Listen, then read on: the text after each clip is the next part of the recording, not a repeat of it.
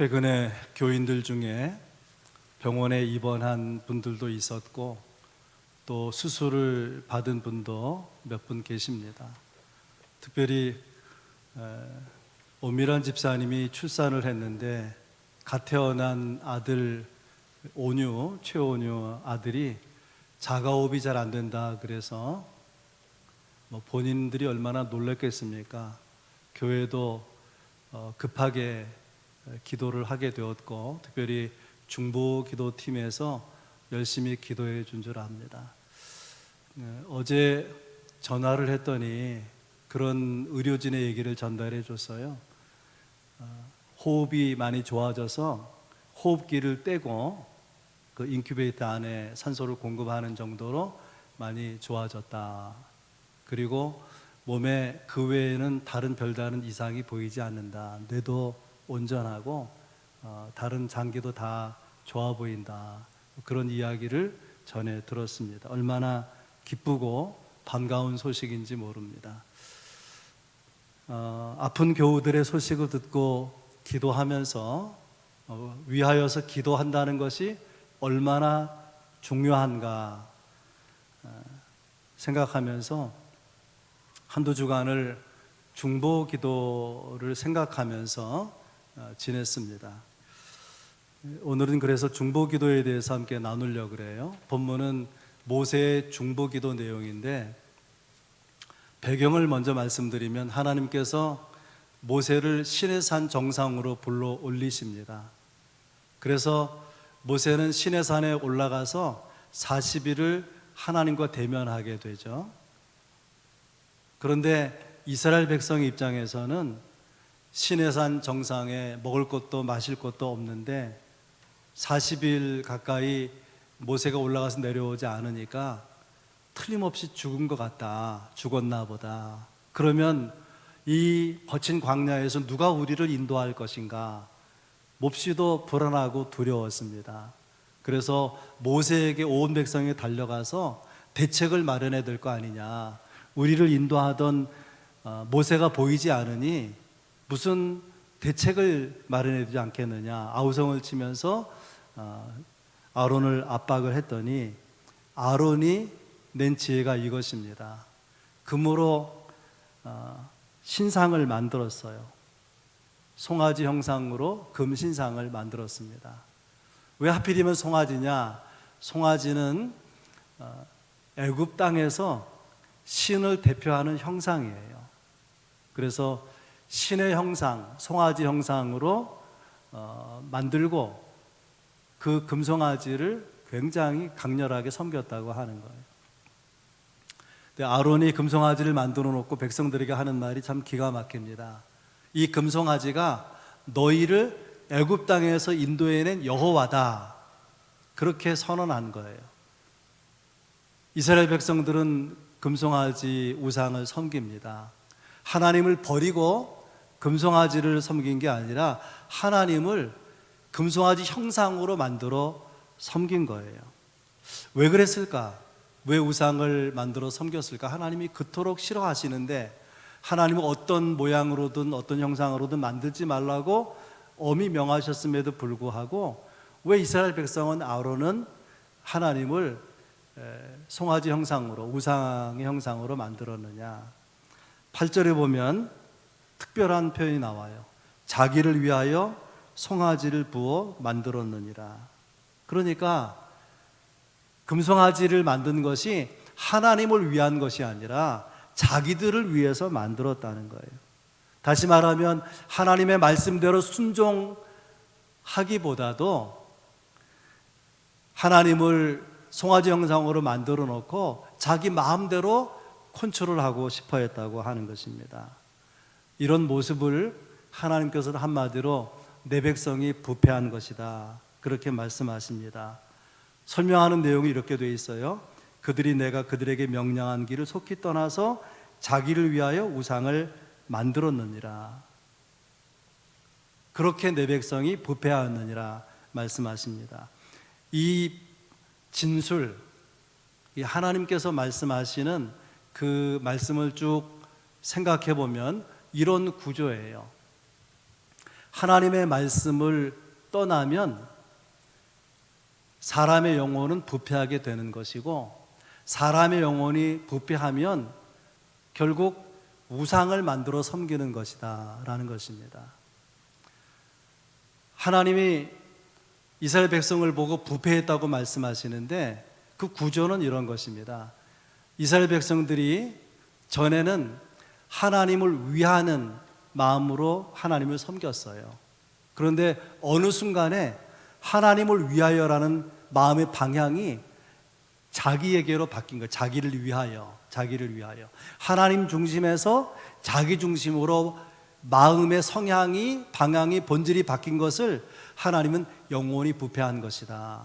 그 증거가 너희가 금송아지 우상을 만들고 섬기는 것이다. 그렇게 말씀하십니다. 하나님이 가장 싫어하는 일을 열심을 내고 하는 이스라엘 백성을 하나님이 기뻐하실 수 없죠. 그래서 진노하시고 이 백성을 내가 다 진멸할 것이다. 그렇게 작정하셨습니다. 10절에 보면 내가 그들을 진멸하고 너를, 모세를 큰 나라가 되게 하리라. 이때 모세가 중보 기도를 합니다. 하나님은 이스라엘 백성을 진멸하기로 작정하셨는데 이스라엘 백성은 진멸되지 않고 살아남아요. 구원받습니다.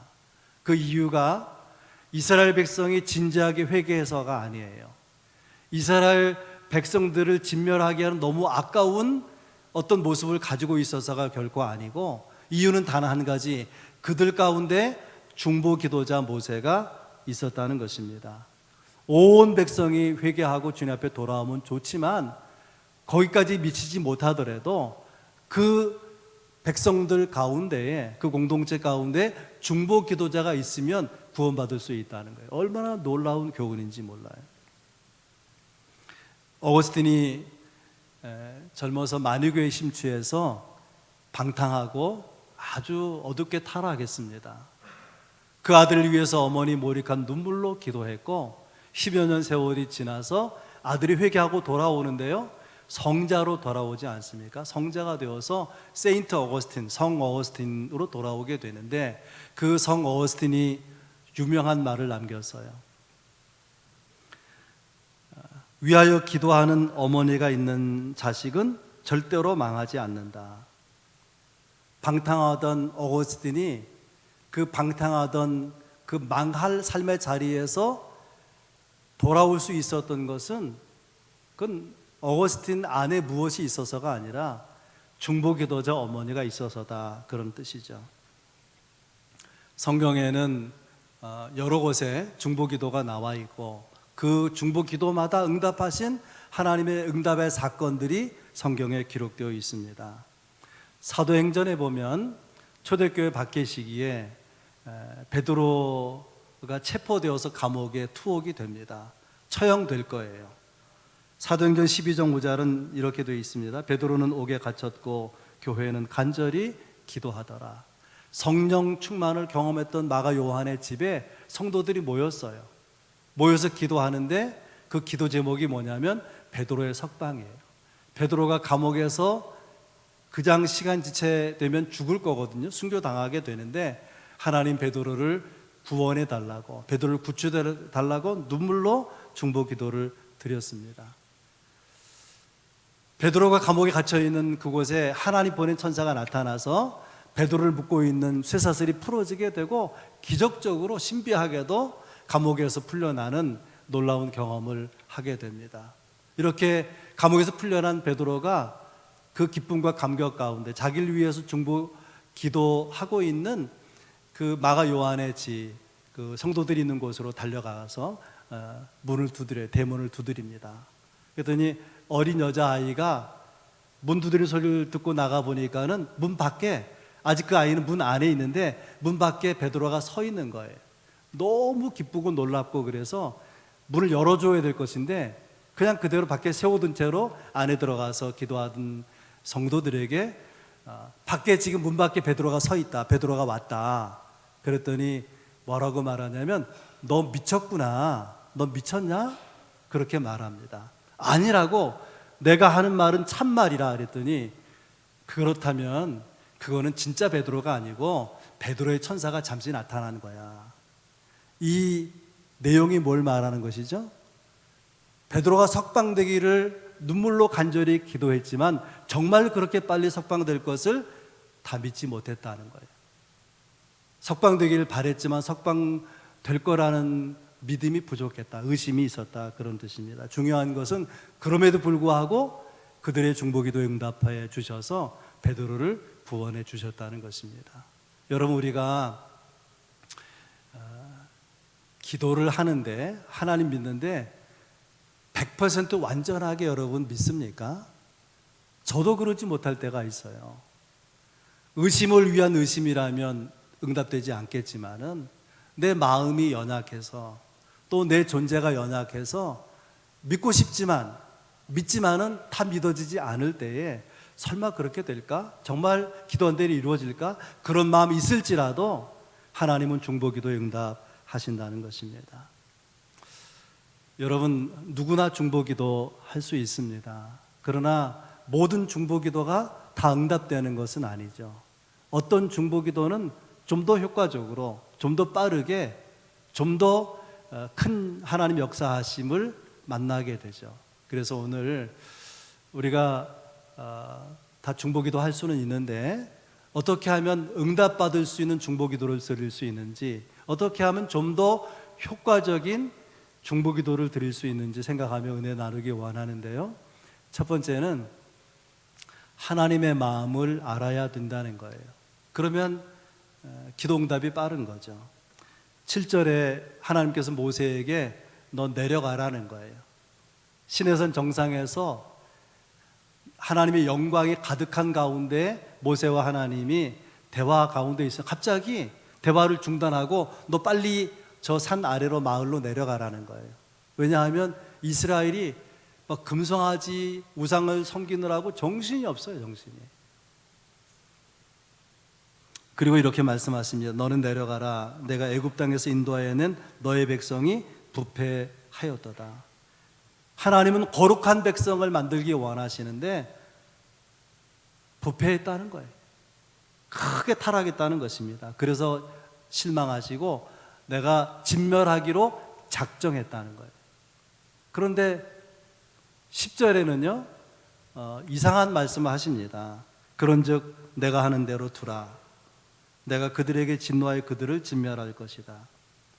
하나님이 진멸하기로 마음 먹었으면 진멸하면 되는 거예요. 왜냐하면 하나님께 주권이 있어요. 우주 만물에 대한, 역사에 대한, 우리 인생에 대한 주권이 창조주 하나님께 있는 거죠.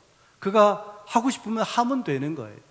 그런데 그렇게 하지 아니하시고 그런즉 내가 하는 대로 두라. 영어 성경에는 now, leave me alone. 내버려 두라는 거예요, 나를.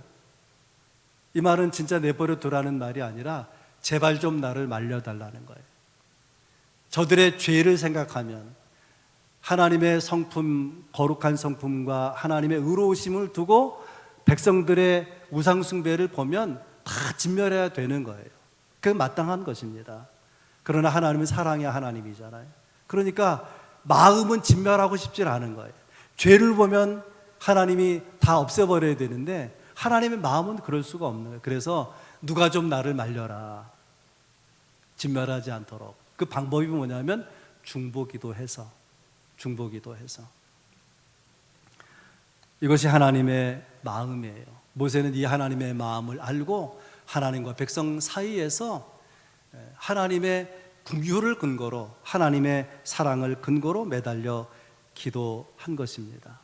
여러분의 기도가 응답되기 원한다면, 여러분의 중보기도가 효과적으로 응답되기를 바란다면 하나님의 사랑을 붙들고 기도해야 돼요. 하나님의 사랑, 하나님의 긍휼을 붙들고. 두 번째는 효과적인 중보기도는 사람을 긍휼히 여기는 마음을 가져야 된다는 것입니다. 오늘 본문을 훨씬 지나서 31절, 32절에 이런 말씀이 기록되어 있습니다. 모세가 여호와께로 다시 나아가 여짜오되 슬프도소이다. 이 백성이 자기들을 위하여 금신을 만들어 쌓으니 큰 죄를 범하였나이다. 그러나 이제 그들의 죄를 사하여 주옵소서. 그렇지 아니하시면 원하건대 주께서 기록하신 책에서 내 이름을 지워버려 주옵소서. 이 기도 한마디로 말하면 이 31절 32절에는 모세가 이스라엘 백성을 사랑하는 마음이 가득 담겨져 있어요. 하나님께서 이 백성을 진멸하신다면 하나님의 책에서 내 이름을 지워버려 주세요. 이 백성이 구원받지 못한다면 나도 살고 싶지 않습니다. 하나님께서 나를 통해서 새로운 민족, 큰 민족을 이루겠다고 소망의 말씀을 주셨지만 저는 그런 거 바라지 않습니다. 이 백성의 죄로 인해서 부패해서 죽을 수밖에 없다면, 진멸될 수밖에 없다면 나도 죽겠습니다. 이것이 모세의 마음이에요. 여러분, 중보기도자의 마음은 중보기도 대상자의 마음과 같이 가는 거예요. 그가 죄인이라면 내가 죄를 안 지었어도 나도 죄인이다, 그렇게 여기는 것입니다. 그가 잘못했지만 내 책임이다, 그렇게 인식하는 거예요. 물론 우리는 예수님이 아니기 때문에 누구의 죄를 대신해서 죽을 수 없어요. 또 대신 죽어서 죄를 사할 만한 의인이 아닙니다. 그렇지만 중보 기도하는 사람의 마음은 그 대상을 가슴에 품고 기도하는 거예요. 우리가 대속할 수 있는 의로움이 있거나 능력이 있는 건 아니지만 대신 그를 위해서 사랑의 마음으로 그를 가슴에 끌어안고 기도할 수는 있다, 그런 뜻입니다. 부모와 자녀를 생각하면 금방 알 수 있지 않습니까? 부모가 타락의 길을 걸어가는데 나는 타락하지 않았으니까, 그런 부모가 어디 있어요? 백성이 타락을 하는데 지도자 모세가 나는 타락하지 않았으니까 저들은 진멸되어도 나는 진멸될 수 없지, 그건 적어도 중보기도자의 마음은 아니라는 것입니다. 그래서 자기가 죄를 지은 건 아니지만, 자기가 우상숭배를 한 것은 아니지만 마치 내가 우상숭배 범죄를 지은 것처럼 안타까워하고 이스라엘 백성들을 사랑하는 마음으로, 긍휼히 불쌍히 여기는 마음으로 하나님 중보기도 했더니 하나님께서 어떻게 하시느냐, 14절 말씀입니다. 여호와께서 돌이키사 말씀하신 화를 그 백성에 내리지 아니하시니라. 얼핏 보면 하나님의 목적이 이스라엘을 진멸하려는 것처럼 보이지만 그건 목적이 아니에요. 하나님의 본심은 이스라엘 백성을 구원하는 것입니다. 그들의 부패함 때문에 진멸하기를 결심하셨지만 하나님의 마음은 그들을 구원하기 원하신다는 거예요. 이렇게 하나님의 사랑을 붙들고 또 백성들을 사랑하는 마음을 가지고 중보 기도하니까 하나님이 응답하시더라는 것입니다. 이런 마음, 중보기도 대상자를 아끼는, 사랑하는 마음이 사도 바울에게도 있어요. 로마서 9장 3절에 나의 형제 곧 골육의 친척을 위하여 내 자신이 저주를 받아 그리스도에게서 끊어질지라도 원하는 바로라. 만약에 유대 민족이, 내 백성이 다 구원받을 수 있다면 나는 저주를 받아서 그리스도에게 끊어져도 나는 감수하겠다는 거예요. 정말 끊어지고 싶다는 말이 아니에요. 정말 저주받아 지옥 가고 싶다는 말이 아니라 그런 대가를 치르고서라도 내 백성이 구원받으면 좋겠다라는 자기 백성 구원에 대한 열망, 사랑의 마음 아니겠습니까? 이런 기도가 효과적인 응답을 경험하게 되는 것이죠. 세 번째, 우리의 중보기도 응답되려면 하나님의 영광을 추구하는 자세가 필요하다는 거예요. 11절 제가 읽어보겠습니다. 어찌하여 그 큰 권능과 강한 손으로 애굽 땅에서 인도하여 내신 주의 백성에게 진노하시나이까. 11절에도 어찌하여, 12절에도 어찌하여. 하나님 어째서 주의 백성을 진멸하라고 하시는 것입니까? 여러분, 이스라엘 백성은요, 애굽 땅에서 430년 노예 생활했어요. 그리고 애굽은 우상 천지예요. 우상 덩어리예요. 지금 이 백성들, 금송아지를 만들고 섬긴 이 백성들은 우상 문화 가운데 태어났어요. 우상 문화 속에서 자랐고 그 우상의 사회, 세상 가치관 속에서 살았습니다. 근데 하나님께서 저들에게는 이유가 없지만 하나님이 이스라엘 아브라함의 후손을 선택하시고 하나님의 백성을 만들어 가시고자 하는 거예요. 그래서 10가지 재앙을 일으키시고 애굽에서 구원하신 것이죠. 모세의 마음은 이거예요. 모세가 하나님 앞에 항변하는 것은 하나님, 이스라엘 백성은 원래 뼛속까지 그 유전자가 우상 아닙니까? 우상 속에서 태어나고 자라고 살았는데 우상 섬기는 거 옳지 않지만 그럴 수밖에 더 있습니까? 그런 우상 가운데 살던 사람을 능력으로 구원해 놓고 이제 와서 우상 섬긴다고 죽인다고 하면 하나님, 그게 말이 됩니까? 어찌하여 주의 백성을 진멸하려고 하시는 것입니까? 그러면 베푸신 하나님의 은혜는 뭐가 됩니까? 그런 뜻이에요. 12절 자 읽어보겠습니다. 어찌하여 애굽 사람들이 이르기를 여호와가 자기 백성을 광야에서 진멸하려고 인도에 내었다고 말하게 하시려 하나이까. 애굽 사람 입장에서는요, 10가지 재앙이 너무 끔찍한 저주와 같은 거죠. 하나님이 요란스럽게 이스라엘을 애굽 땅에서 건져내놓고 이제 광야에서 진멸한다면 죽이려고 구해놓구만, 이렇게 애굽 사람들로부터 조롱과 멸시를 받지 않겠습니까? 그러면 하나님의 체면은 뭐가 됩니까? 하나님의 영광은 도대체 뭐가 되는 것입니까? 모세는 그 마음 가운데 하나님의 영광을 존중하는 마음이 있어요. 이스라엘 백성이 죄로 인해서 부패해서 진멸당한다고 하더라도 그러면 하나님의 영광은 도대체 어떻게 되는 것입니까? 하나님의 영광을 위해서라도 이 백성을 진멸하면 아니 됩니다. 이것이 모세가 붙들고 있는 하나님의 영광입니다. 출애기 34장에 보면 이렇게 하나님의 영광을 갈망하는, 추구하는 모세에게 하나님이 나타나시죠. 그래서 등을 보이고 지나가잖아요. 사람들이 모세 얼굴을 볼 수 없을 정도로 하나님의 영광이 모세의 얼굴에도 비춰지게 됩니다. 아무튼 하나님의 영광을 추구한 모세의 중보기도를 들으시고 진멸하겠다고 결심한 하나님의 뜻을 돌이키시고 그들을 진멸하지 아니하셨더라. 이게 오늘 본문의 내용 아니겠습니까?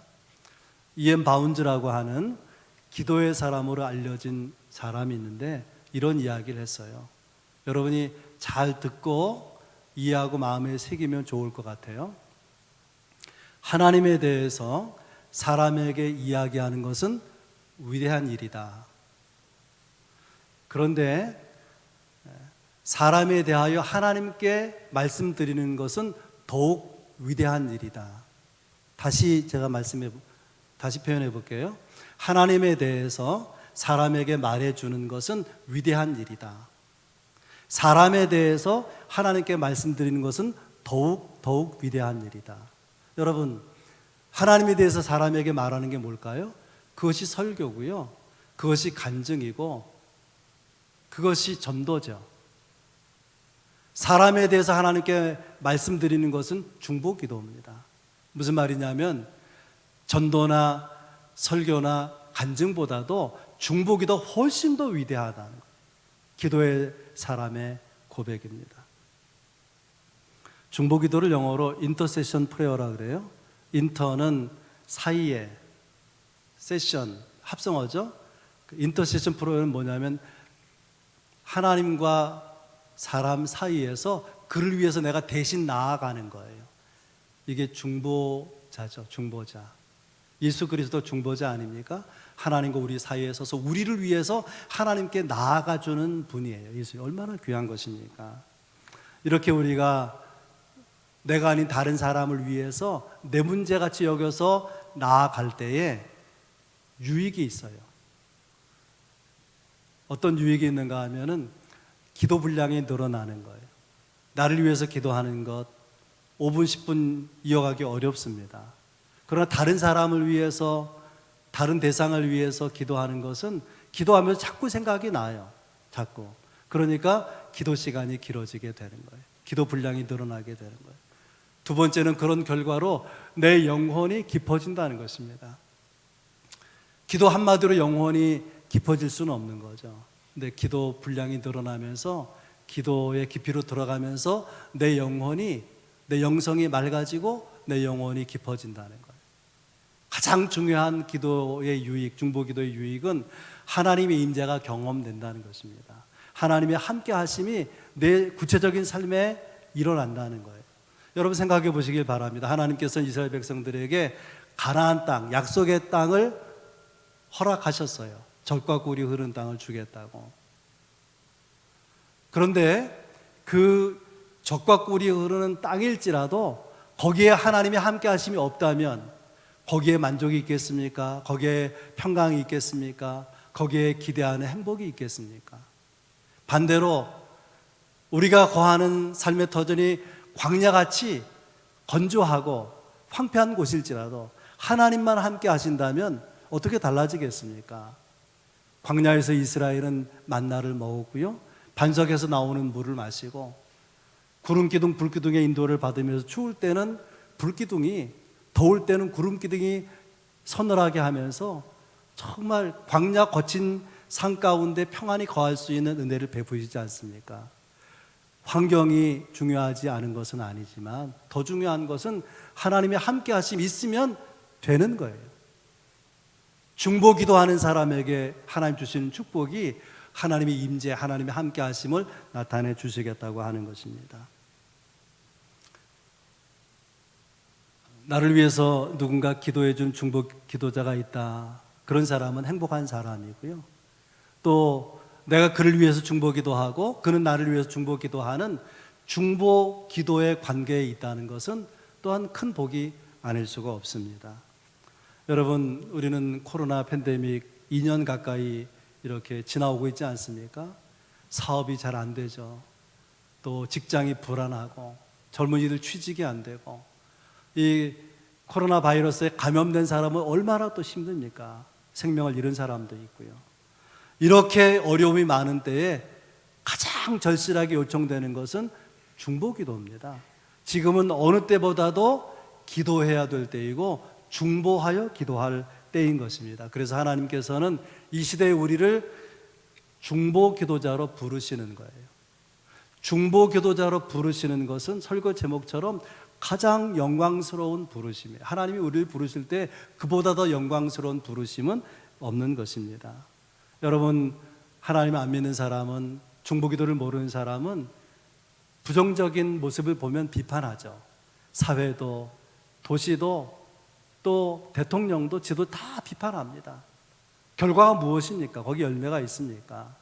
우리는 중보기도자로 부름받았기 때문에 그 비판하는 대상이나 그 삶을 끌어안고 하나님께 대신 나아가는 것, 인터세션 프레어, 중보기도자로 나아가는 것입니다.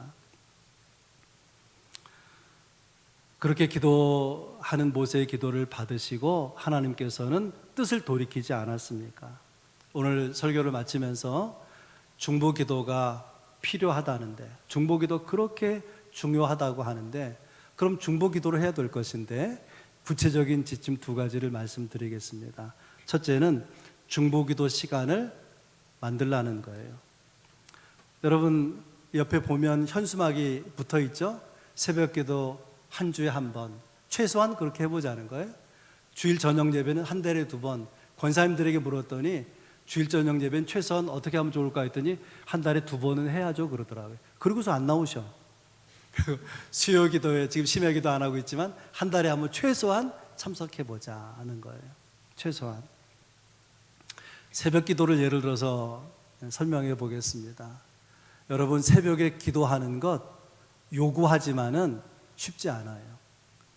과거 수십 년 전, 수백 년 전에는요, 전기가 없을 때나든가 전기가 있어도 가난해서 전기를 마음대로 못 쓸 때는 그냥 일찍 잠자리에 들 수밖에 없지 않았습니까? 지금은 볼거리, 놀거리, 들을거리, 호기심을 끄는 그런 우리의 마음을 빼앗고 얼마나 많이 있어요. 도대체가 일찍 잠자는 게 억울할 지경 아닙니까?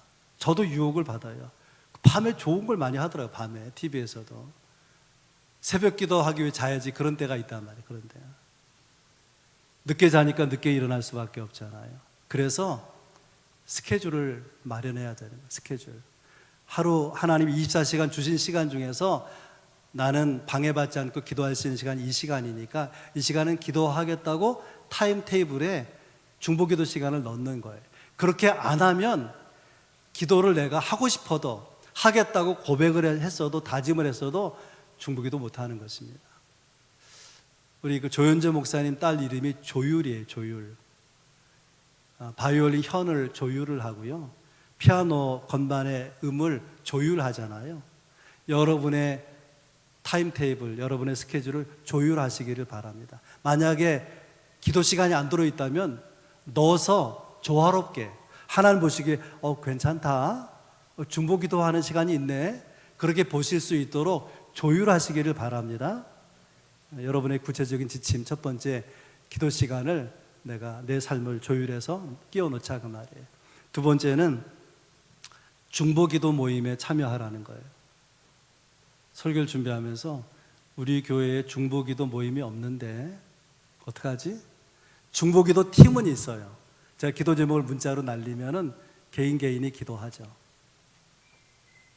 세상에서는 자기 가까이 있는 친한 사람들 지인이라고 불러요. 그럼 기쁜 일 슬픈 일에 지인들이 함께 하죠. 그런 것처럼 모든 교인들이 한 자리 한 시간에 모여서 중보기도는 불가능해요. 그렇지만 나를 아는 사람, 나를 가까이 하고 나를 아끼는 사람들, 그런 사람들이 다 신앙의 지인들이잖아요. 문제가 생기면은 그 멤버들 가운데 문제가 생기면 서로 연락을 해가지고 우리가 몇 시에 교회에서 모이자 하고 중보기도 모임을 만드는 거예요. 많은 중보기도 모임이 만들어지기를 바랍니다. 문제 해결을 위한 중보기도, 베드로의 석방을 위해서 요한의 다락방에 모인 모임처럼 중보기도 모임을 만드시기 바라고요.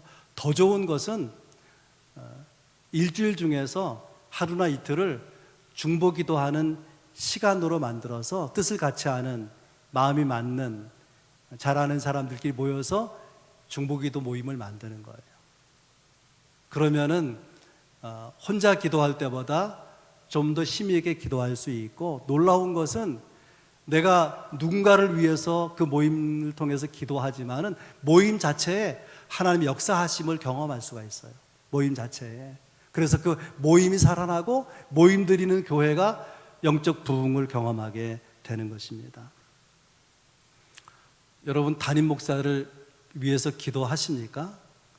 우리가 누군가를 위해서 중보 기도할 때에 물론 특별한 문제가 있다면 그를 위해서 기도하지만은 모든 중보 기도의 첫 번째 자리는 담임 목사를 위해서 기도하는 거예요.